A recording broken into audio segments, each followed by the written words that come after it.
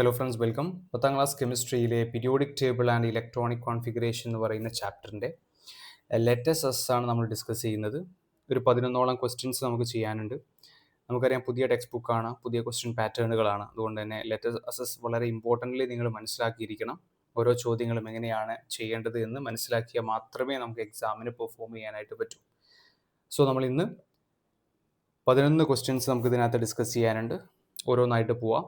മാത്രമല്ല, ഇതൊരു പുതിയ ചാനലാണ്. നിങ്ങളുടെ സപ്പോർട്ട് ഉണ്ടെങ്കിൽ നമുക്ക് ഇത്തരം വീഡിയോസ് വീണ്ടും അപ്ലോഡ് ചെയ്യാൻ കഴിയും. ഫിസിക്സ് ആൻഡ് കെമിസ്ട്രിയിലെ എല്ലാ പാഠഭാഗങ്ങളും അതിലെ പ്രധാനപ്പെട്ട ചോദ്യങ്ങളെല്ലാം നമ്മൾ ഈ ചാനൽ അപ്ലോഡ് ചെയ്യുന്നതായിരിക്കും. So keep support. സോ നമുക്ക് ലെറ്റസ് സ്റ്റാർട്ട് ചെയ്യാം. ഒന്നാമത്തെ question: the element X having 3 shells belong to group 17. മക്കളെ, ഒന്നുമില്ല, ഒരു എക്സ് എന്ന് പറയുന്ന എലമെൻറ്റിനെ കുറിച്ച് പറയുന്നുണ്ട്. 3 ഷെല്ലുകളാണ്, ഗ്രൂപ്പ് 17 ആണ് എന്നും പറയുന്നുണ്ട്. അങ്ങനെയാണെങ്കിൽ അതിൻ്റെ സബ്ഷെൽ കോൺഫിഗറേഷൻ ആണ് ചോദിച്ചിരിക്കുന്നത്. മക്കളെ, എങ്ങനെയാണ് എഴുതുക നോക്കാം. മക്കളെ, 2 ഹിൻറ്റുകൾ ഇവിടെ തരുന്നുണ്ട്. ഒന്ന്, ഷെൽ 3 ആണെന്നും ഗ്രൂപ്പ് 17 ആണെന്നും പറയുന്നുണ്ട്. മക്കളെ, ഷെൽ 3 ആണെന്ന് പറഞ്ഞാൽ അതിനർത്ഥം അതിൻ്റെ ഔട്ടർ മോസ്റ്റ് ഷെൽ 3 ആണ് എന്നല്ലേ. ഗ്രൂപ്പ് 17 ആണെങ്കിൽ നിങ്ങൾ മനസ്സിലാക്കണം, അതൊരു പി ബ്ലോക്ക് എലമെൻ്റ് ആണ്. അതുകൊണ്ട് 3p എന്ന് എഴുതാം. അതുപോലെ ഗ്രൂപ്പ് 17 ആണെങ്കിൽ പിയിൽ എത്ര ഇലക്ട്രോണുകൾ ഉണ്ടാവും? പിയിൽ 5 ഇലക്ട്രോൺ ഉണ്ടാവും അല്ലേ. 17 മൈനസ് 12 കേട്ടോ. 17 നിന്ന് 12 കുറച്ചാൽ മതി. കാരണം 5നോട് 12 കൂട്ടിയാലാണ് നമുക്ക് 17 ഗ്രൂപ്പ് നമ്പർ കിട്ടുക. അപ്പോൾ 3p5. നമുക്ക് കംപ്ലീറ്റ് കോൺഫിഗറേഷൻ എഴുതാം. 1s2, 2s2, 2p6, 3s2, 3p5. Clear ആണല്ലോ മക്കളെ. രണ്ടാമത്തെ ചോദ്യം: which block does the element belong? ഏത് ബ്ലോക്കിലാണ് എലമെൻറ്റ് വരിക എന്നാണ് ചോദിച്ചത്.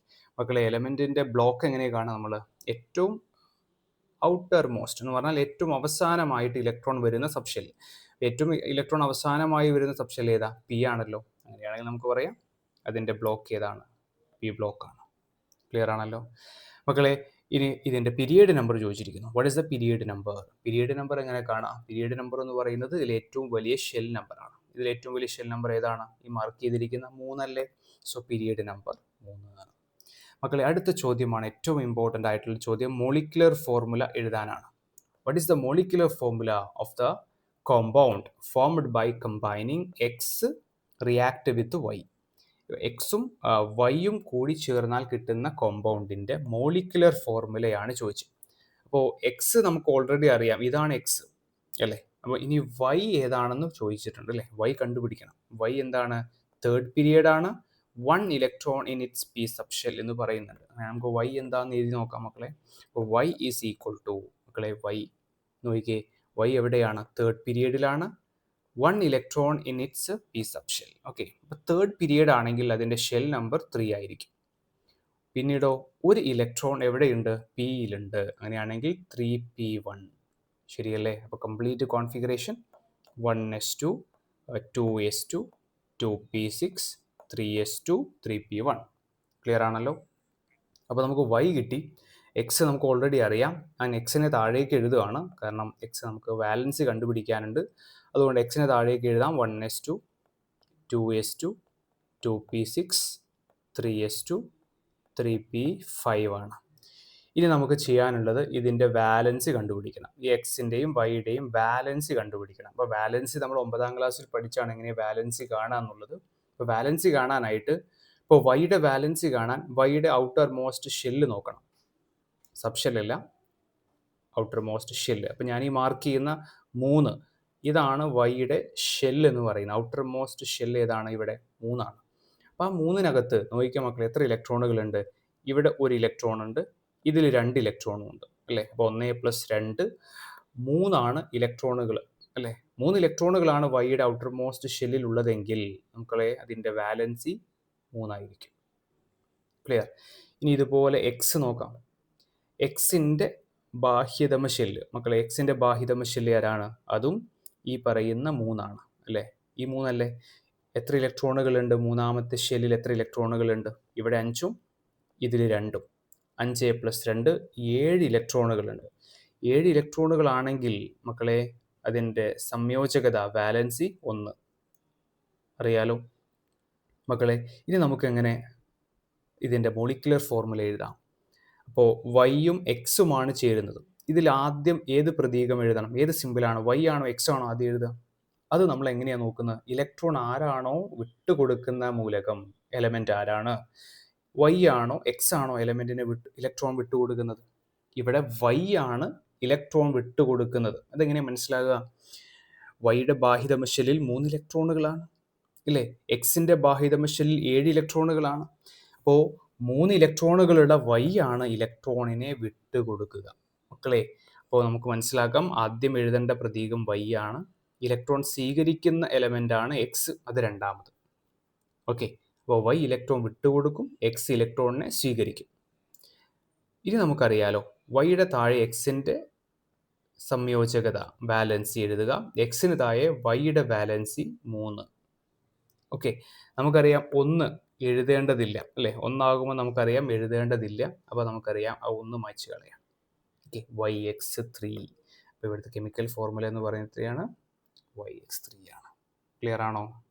ഓക്കെ, സോ നമുക്ക് രണ്ടാമത്തെ ക്വസ്റ്റ്യനിലേക്ക് പോവാണ്. നോക്കാം മക്കളെ, a few subshells are given.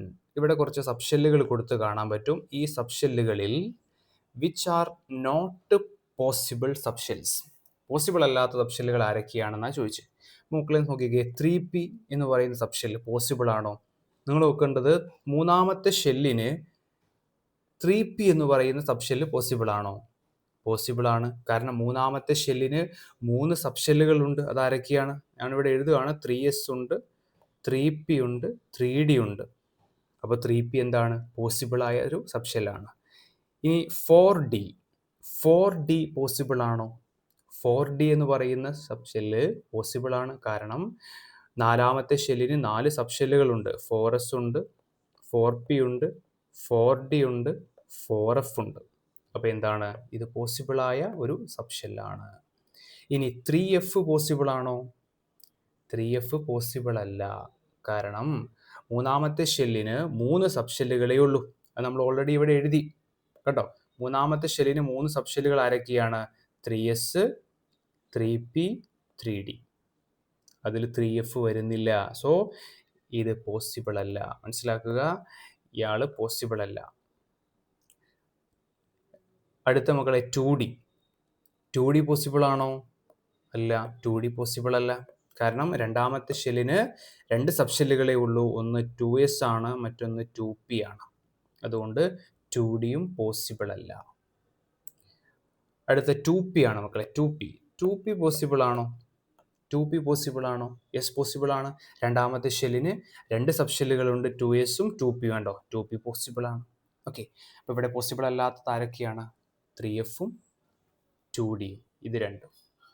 Okay, അടുത്ത ക്വസ്റ്റ്യൻ, എക്സ്പ്ലെയിൻ ദ റീസൺ. എന്തുകൊണ്ടാണ് ഇങ്ങനെ? എന്തുകൊണ്ടാണെന്ന് ചോദിച്ചു കഴിഞ്ഞാൽ, ഓരോ ഷെല്ലിനും അതിൻ്റെ ഷെൽ നമ്പറിന് തുല്യം സബ്ഷെല്ലുകൾ ഉണ്ടായിരിക്കും.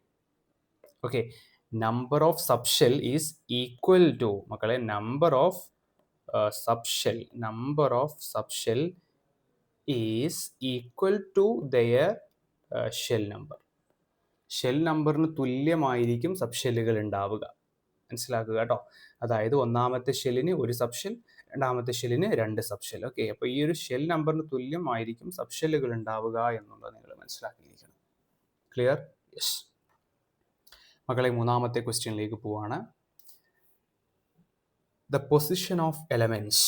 മക്കളെ, the position of 2 elements A and B in the periodic table are given.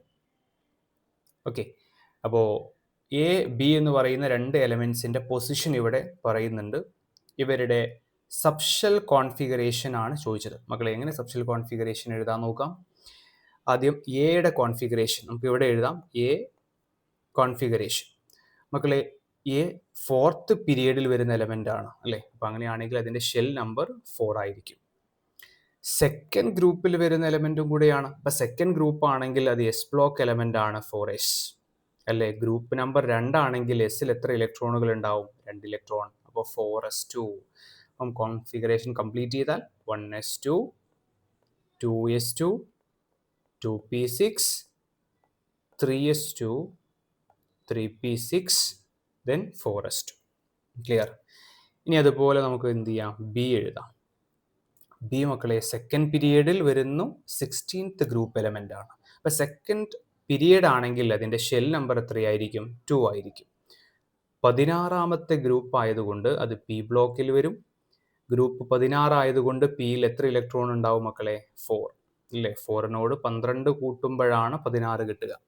അപ്പോൾ 2p4 കോൺഫിഗറേഷൻ കംപ്ലീറ്റ് ചെയ്താൽ 1s2 2s2 2p4. മനസ്സിലാകുന്നുണ്ടോ? ഓക്കെ. രണ്ടാമത്തെ question, write the values of N L of electrons in the outermost subshell of A. ഒന്നുമില്ല, A എന്ന് പറയുന്ന ആൾ, ഇതാണ് A എന്ന് പറയുന്ന എലമെന്റ് അല്ലെ? എ എന്ന് പറയുന്ന എലമെന്റ്, ഇതിന്റെ ഔട്ടർ മോസ്റ്റ് സബ്ഷെൽ ആരാ? ഇതിന്റെ ഔട്ടർ മോസ്റ്റ് സബ്ഷെൽ ആരാണ്? ഇയാളാണ് ഔട്ടർ മോസ്റ്റ് സബ്ഷെൽ. ഓക്കെ. ഇതിന്റെ എൻ വാല്യൂ എൽ വാല്യൂ എഴുതാനാണ് പറഞ്ഞത്. എന്ന് വെച്ചാൽ നമ്മുടെ കോണ്ടന്റ് നമ്പേഴ്സ് ആയ എൻ പ്രിൻസിപ്പൽ കോണ്ടന്റ് നമ്പറും എൽ എന്ന് പറഞ്ഞാൽ അസിമ്യൂത്തൽ കോണ്ടന്റ് നമ്പറും എഴുതാനാണ് പറഞ്ഞത്. അപ്പോൾ നമുക്ക് ഇതിന്റെ എൻ എൽ വാല്യൂസ് ഒന്ന് എഴുതാം മക്കളെ. 4s ആണല്ലോ ഇതിന്റെ ഔട്ടർ മോസ്റ്റ് സബ്ഷെല്ല്. അങ്ങനെയാണെങ്കിൽ എൻ വാല്യൂ എത്രയായിരിക്കും? N value 4. Okay. L value എത്രയായിരിക്കും? ഇവിടെ സബ്ഷെൽ എസ് ആണല്ലോ. എസ് ആണെങ്കിൽ അതിന്റെ എൽ വാല്യൂ എന്ന് പറയുന്നത് എത്രയായിരിക്കും? 0. മനസ്സിലാവുന്നുണ്ടോ? ഓക്കെ മക്കളെ, മൂന്നാമത്തെ ചോദ്യം, C question, how many orbitals are there in the subshell of B? മക്കളെ, ബി എന്ന് പറയുന്ന എലമെന്റ്, ഇതാണ് ബി. ഈ ബി എന്ന് പറയുന്ന എലമെന്റിന് അതിൻ്റെ ഔട്ടർ മോസ്റ്റ് ഇലക്ട്രോൺ ഇരിക്കുന്ന സബ്ഷെൽ, ഔട്ടർ മോസ്റ്റ് ഇലക്ട്രോൺ ഇരിക്കുന്ന സബ്ഷെൽ ആരാ? ബിയുടെ ഔട്ടർ മോസ്റ്റ് ഇലക്ട്രോൺ ഇരിക്കുന്ന സബ്ഷെൽ ആരാ? പി ആണ്. അപ്പോൾ ഇതിൽ എത്ര ഓർബിറ്റൽസ് ഉണ്ട് എന്നാണ് ചോദ്യം. ഹൗ മെനി ഓർബിറ്റൽസ് എന്നാണ് ക്വസ്റ്റ്യൻ ചോദിച്ചിരിക്കുന്നത് മക്കളെ. By using magnetic quantum number. Magnetic quantum number ഉപയോഗിച്ച് അത് കണ്ടുപിടിക്കാനാണ് പറഞ്ഞത്. മക്കളെ എങ്ങനെയാണ് കാണുക? മാഗ്നറ്റിക് കോണ്ടന്റ് നമ്പർ കാണുന്നത് എങ്ങനെയാണ്? M is equal to 2l+1. ഈ ഇക്വേഷൻ അറിയാലോ. Magnetic quantum number M equal to 2l+1. അപ്പോൾ ഞാനിവിടെ താഴെ എഴുതുകയാണ് M is equal to 2l+1. Okay, താഴേക്ക് മാറ്റി എഴുതിയെന്നേ ഉള്ളൂ മക്കളെ, ശ്രദ്ധിച്ചോ. എങ്ങനെയാണ് എഴുതുക? 2 ഇൻറ്റു എൽ വാല്യൂ. മക്കളെ മനസ്സിലായോ? ഇവിടെ എൽ വാല്യൂ എത്രയാണ്? പിയുടെ എൽ വാല്യൂ അല്ലേ? ഇയാളുടെ എൽ വാല്യൂ ആണ് ചോദിച്ചത്. പിയുടെ എൽ വാല്യൂ എത്രയാണ്? പിയുടെ എൽ വാല്യൂ എന്ന് പറയുന്നത് 1 ആണ്. സോ 2 ഇൻറ്റു 1 പ്ലസ് 1 എന്ത് വരും? 2 into 1 2, 2 plus 1 that is equal to 3. എന്ന് വെച്ചാൽ പിയിൽ എത്ര ഓർബിറ്റൽസ് ഉണ്ട് എന്നാണ് ചോദിച്ചിരിക്കുന്നത്. പിയിൽ എത്ര ഓർബിറ്റൽസ് ആണ്? നമുക്കറിയാം, ഓൾറെഡി നമ്മൾ പഠിച്ചാണ്. പിയിൽ എത്ര ഓർബിറ്റൽസ് ഉണ്ട്? 3 ഓർബിറ്റൽസ് ഉണ്ട്. ക്ലിയർ ആണോ? അപ്പോൾ അത് കാണാനുള്ള ഇക്വേഷൻ ആണ് മക്കളെ ഇത് എം ഈക്വൽ ടു 2l+1 എന്ന് പറയുന്നത്. ക്ലിയർ?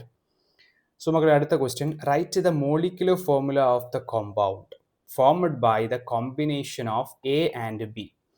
എയും ബിയും കൂടെ ചേർന്നാൽ കിട്ടുന്ന കോമ്പൗണ്ടിന്റെ മോളിക്യുലർ ഫോർമുല. ഈ രണ്ടും കൂടി ചേർന്നാൽ കിട്ടുന്ന കോമ്പൗണ്ടിന്റെ മോളിക്യുലർ ഫോർമുലയാണ് ചോദിച്ചത്. മക്കളെ, മോളിക്യുലർ ഫോർമുല കണ്ടുപിടിക്കണമെങ്കിൽ നമ്മൾ നേരത്തെ പറഞ്ഞ പോലെ എന്ത് ചെയ്യണം? വാലൻസി അറിയണം. എന്തറിയണം? വാലൻസി അറിയണം. അപ്പോൾ ഞാനിവിടെ എ ബി താഴേക്ക് എഴുതിയിട്ടുണ്ട്. ഇതിൻ്റെ വാലൻസി നമുക്ക് നോക്കാം മക്കളെ. എയുടെയും ബിയുടെയും വാലൻസി. വാലൻസി കാണാൻ എപ്പോഴും നിങ്ങൾ എന്താ ചെയ്യേണ്ടത്? ഔട്ടർ മോസ്റ്റ് ഷെല്ല് നോക്കണം. അപ്പോൾ എയുടെ ഔട്ടർ മോസ്റ്റ് ഷെല്ല് ഏതാണ്? ഇതാണ്. ഞാൻ ഓൾറെഡി മാർക്ക് ചെയ്തിട്ടുണ്ട് മക്കളെ. 4s ആണ്. 4s അല്ലേ? 4sൽ എത്ര ഇലക്ട്രോണുകൾ ഉണ്ട്? 2 ഇലക്ട്രോണുകളല്ലേ? സോ എയുടെ വാലൻസി എത്രയാണ്? 2. ഇനി ബിയുടെ വാലൻസി നോക്കൂ മക്കളെ. ബിയുടെ വാലൻസി എത്രയാ? ബിയുടെ ഔട്ടർ മോസ്റ്റ് ഷെല്ല് എന്ന് പറഞ്ഞാൽ ആരാണ്? 2 ആണ്. അപ്പം 2 ഇവിടെയുണ്ട്, ഇവിടെയുണ്ട് 2. അപ്പോൾ അതിലാകെ എത്ര ഇലക്ട്രോണുകളുണ്ട്? ഇവിടെ 4ഉം ഇതിൽ 2ഉം, അങ്ങനെ 6 ഇലക്ട്രോണുകളുണ്ട്. അപ്പോൾ 6 ഇലക്ട്രോണുകളാണ് ബിക്കകത്തുള്ളതെങ്കിൽ മക്കളെ അതിൻ്റെ സംയോജകത വാലൻസി എത്രയാ? 2. ശരിയല്ലേ? 6 ഇലക്ട്രോണുകളാണെങ്കിൽ വാലൻസി 2. അങ്ങനെയാണെങ്കിൽ നമുക്കതിൻ്റെ കെമിക്കൽ ഫോർമുല, മോളിക്കുലർ ഫോർമുല എങ്ങനെ എഴുതാം മക്കളെ? ഇവിടെ ഇലക്ട്രോൺ വിട്ടുകൊടുക്കുന്ന ആരാ? എ ആണോ ബി ആണോ? ഇലക്ട്രോൺ വിട്ടുകൊടുക്കുന്ന മൂലകം എ ആണ്. എയുടെ ബാഹ്യത ശില 2 ഇലക്ട്രോൺ, അതുകൊണ്ട് എ വിട്ടുകൊടുക്കുന്നു, ബി സ്വീകരിക്കുന്നു. ഓക്കെ, എക്ക് താഴെ ബിയുടെ സംയോജകത, ബിക്ക് താഴെ എയുടെ സംയോജകത, രണ്ടും രണ്ടായതുകൊണ്ട് നമുക്കറിയാം രണ്ടും കോമൺ ഫാക്ടർ രണ്ടായതുകൊണ്ട് കട്ട് ചെയ്ത് പോയാൽ നമുക്ക് എന്ത് കിട്ടും? ആൻസർ AB എന്ന് കിട്ടും. ക്ലിയർ ആയോ മക്കളെ? എന്തെങ്കിലും സംശയം ഉണ്ടെങ്കിൽ നിങ്ങൾക്ക് കമൻറ്റ് ചെയ്യാം. സോ അടുത്ത ക്വസ്റ്റ്യൻ നമ്പർ 4 മക്കളെ, 4ാമത്തെ ക്വസ്റ്റ്യനിലേക്ക് പോവാണ്. ഈ ക്വസ്റ്റ്യൻ നമ്മൾ ശ്രദ്ധിച്ചോ. The subshell configuration of few elements R written in the basis of Noble gases എന്ന് വെച്ചാൽ ഷോർട്ട് മെത്തേഡിലാണ് തരുന്നത്. ഇതിൻ്റെ കംപ്ലീറ്റ് കോൺഫിഗറേഷൻ എഴുതാനാണ് പറഞ്ഞത്. അപ്പോൾ ഈസി ആയൊരു ക്വസ്റ്റ്യൻ ആണ്. കംപ്ലീറ്റ് കോൺഫിഗറേഷൻ എഴുതാനാണ് പറഞ്ഞത്. അപ്പോൾ എനിക്ക് തോന്നുന്നു വളരെ ഈസി ആയൊരു ക്വസ്റ്റ്യൻ ആണ്. അപ്പോൾ ഉദാഹരണത്തിന് നമുക്ക് ചെയ്യാം. 1ാമത്തെ ക്വസ്റ്റ്യൻ.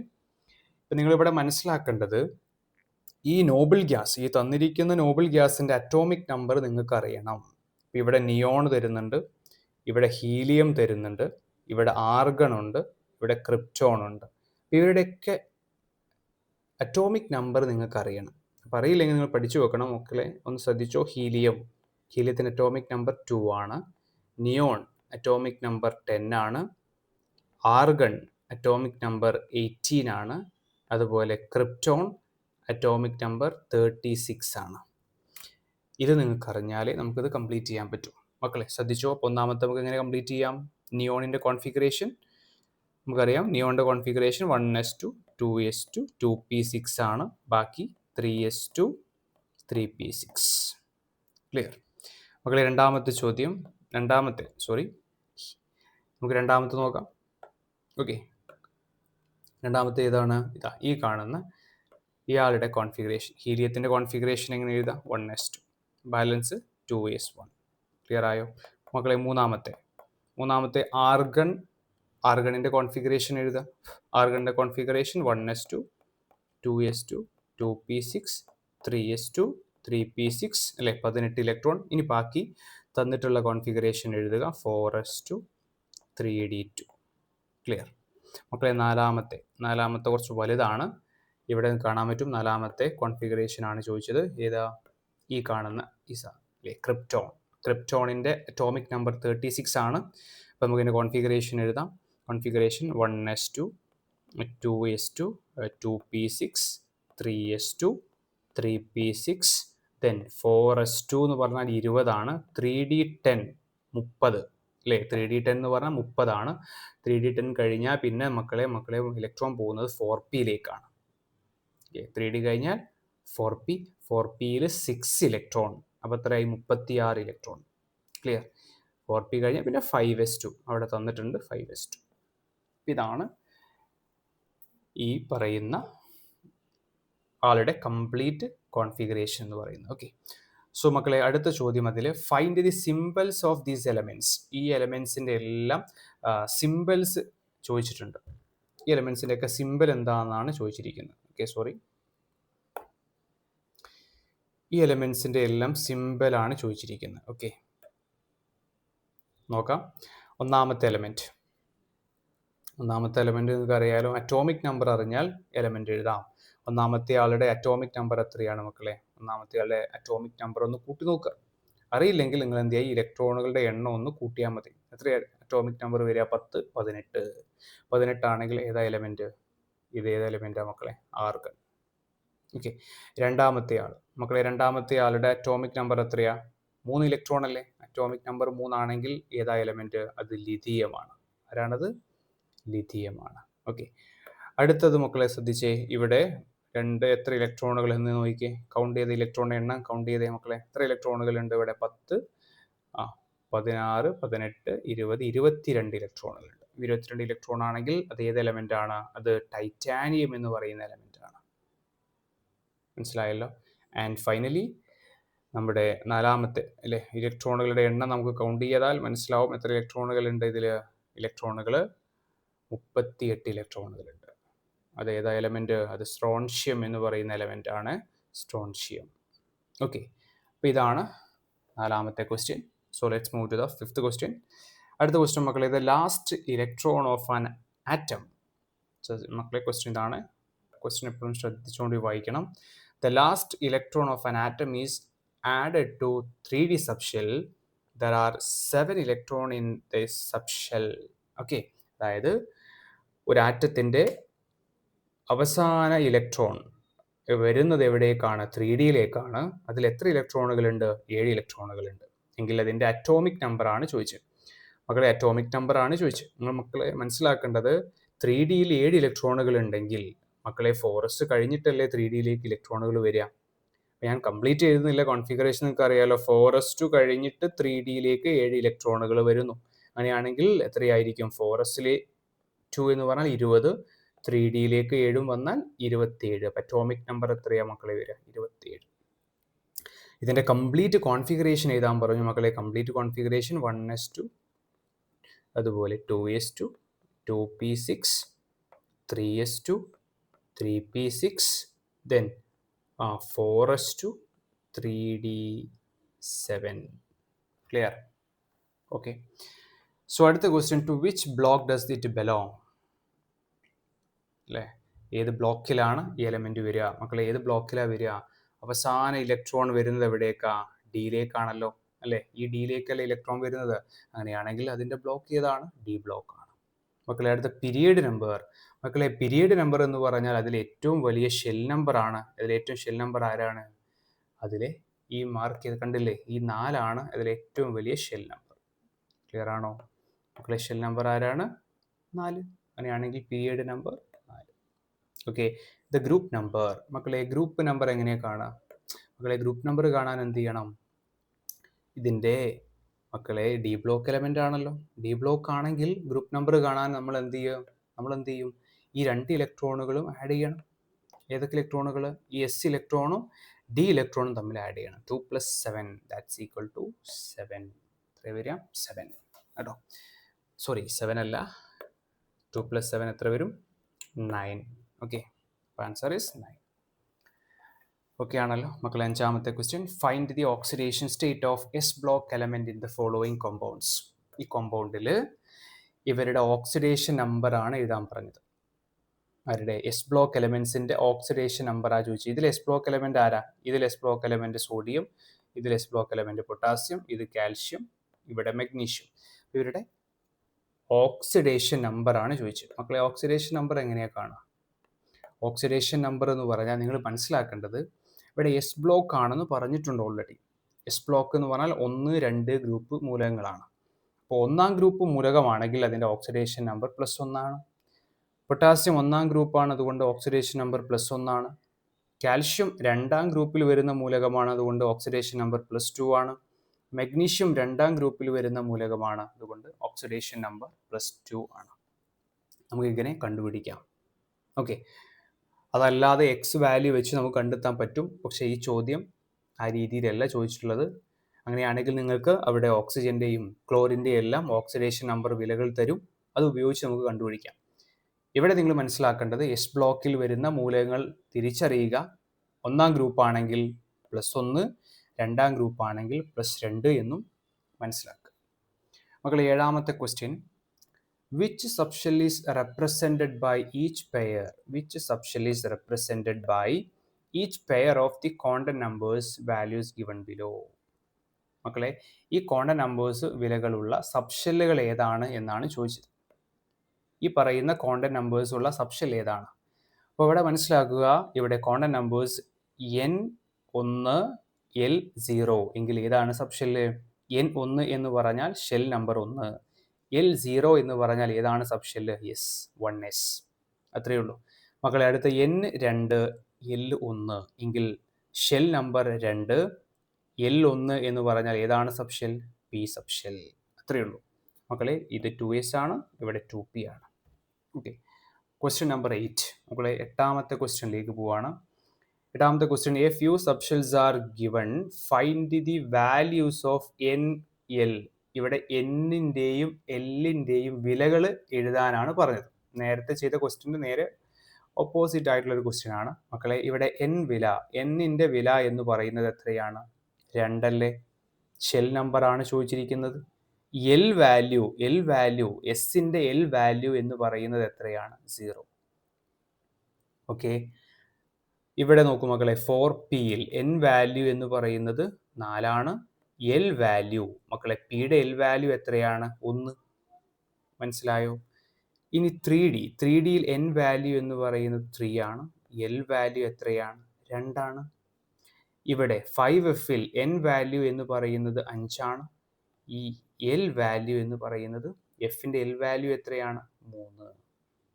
മനസ്സിലായോ?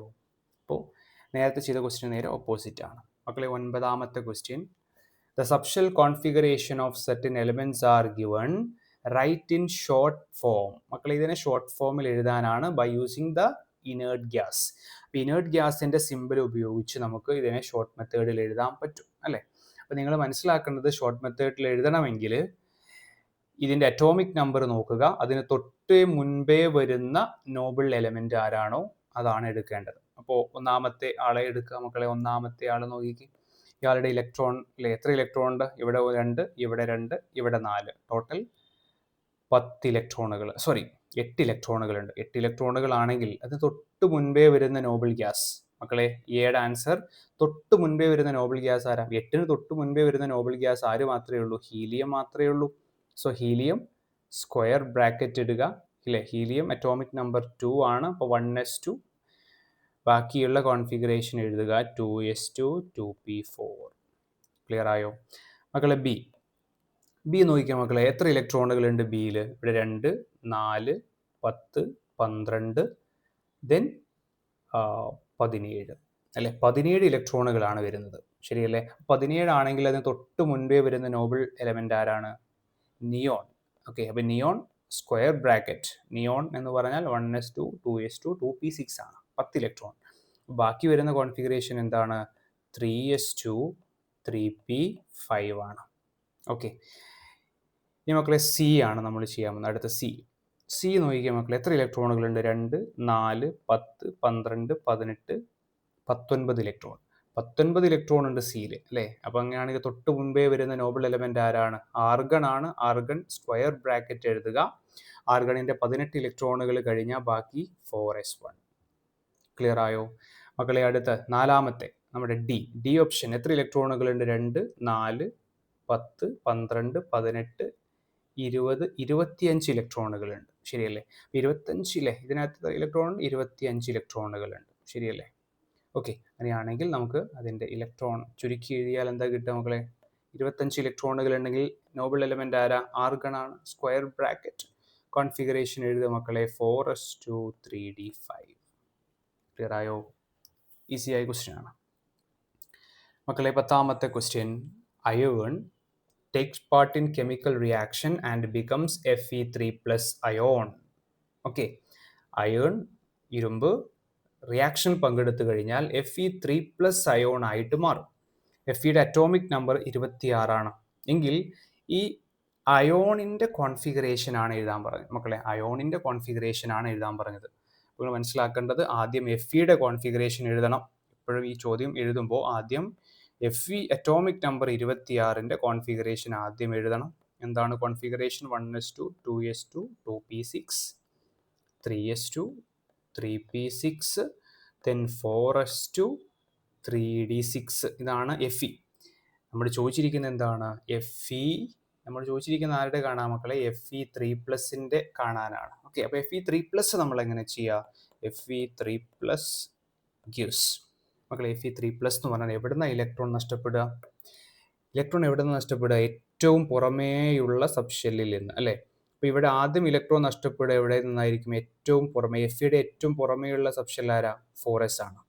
4sൽ എത്ര ഇലക്ട്രോണേ ഉള്ളൂ? 2 അല്ലേ? ഇവിടെ ഒരു ഇലക്ട്രോൺ കൂടെ നഷ്ടപ്പെടണം അല്ലേ? 3Dയിൽ നിന്ന് ഒരു ഇലക്ട്രോൺ കൂടെ നഷ്ടപ്പെടും.